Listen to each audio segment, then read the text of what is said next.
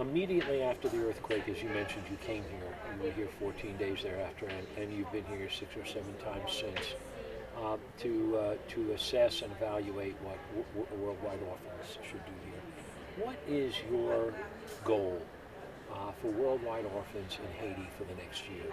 My goal for Worldwide Orphans Foundation going forward is to find partnerships with organizations with integrity and experience with orphans and vulnerable children who are focused on community building and not just adoption.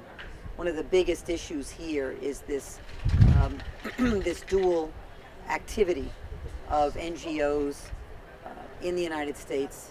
When they come to Haiti, they end up being very much a part of a system of children who have been abandoned, providing those children with permanent homes in either Canada, France, or the United States, for instance, and not being involved in community building. And that's been a long history here in Haiti, and one that's difficult and challenging for me as an international development person. If we look at all our countries around the world, we're in Serbia, Bulgaria, Ethiopia, Vietnam, and we've been in 14 countries total in the last 13 years. We are very committed in the maturity of our second decade now to community building. We're not about international adoption. We never were, by the way. That was just my hat as a doctor. But we've always been about community building and helping orphans be part of the community. And more than ever now, we're really integrating the orphans into the community through all kinds of programs that are community-based, which includes family resource centers, or community centers. It's another name for them. So for me, what happened this year is that I've kept on meeting. I mean, I've met literally hundreds of NGOs who are running what we call creches, which is a Creole word for an orphanage that's really focused on adoption, international adoption. And I've done a number of very innovative programs. We had a donation from Ergo Baby Carrier for introduction of carriers to increase intimacy and connection for staff, and we did a training and we introduced these carriers to the orphanage. Then we did a disabilities training program where there were a number of disabled youngsters in different orphanages that we went to. And there are even orphanages, by the way, that are fully focused on disability in this country, as in many countries. And we went to these orphanages and we did training through an occupational therapist that I retain on consult, Missy Windsor. And we also did some staff training. And our goal was to really have a kind of a granny program, which we have in Bulgaria and in Vietnam. And then we discovered a lot of differences in the way in which things are done in this country, and a lot of our programs are always really culture congruent. We always try to program something that fits with the culture of the people, also obviously expecting some culture shift because there needs to be education. But what I've experienced this year is this, sort of really this adversarial relationship that exists between those that run creches and who want to do international adoption and community building.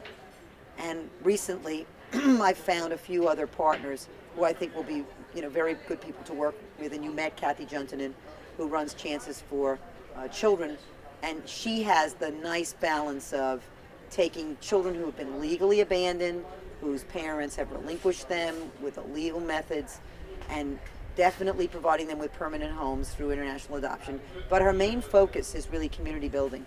Schools, she's building schools. She created orphanages with support systems, and she also has the ability to support a medical program.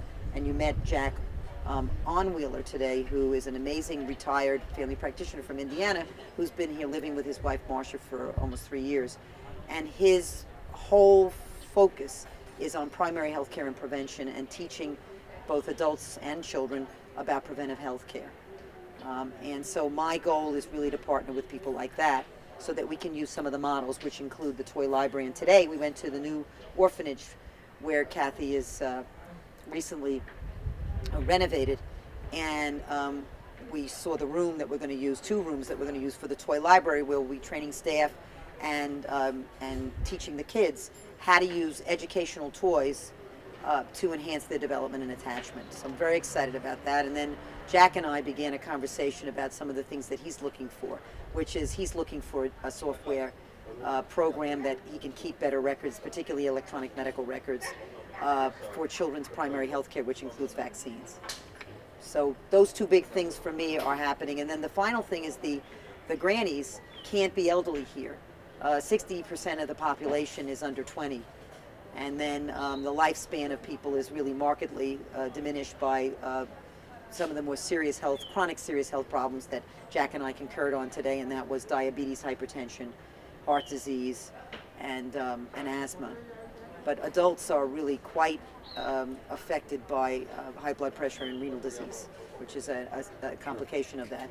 And as a result, their lifespan is, maybe late 50s, early 60s. So there's not an elderly population here, interestingly enough. Maybe 5% of the people are elderly. And frankly, from what I've learned from people who live and work here, culturally, elderly women are not interested in being trained.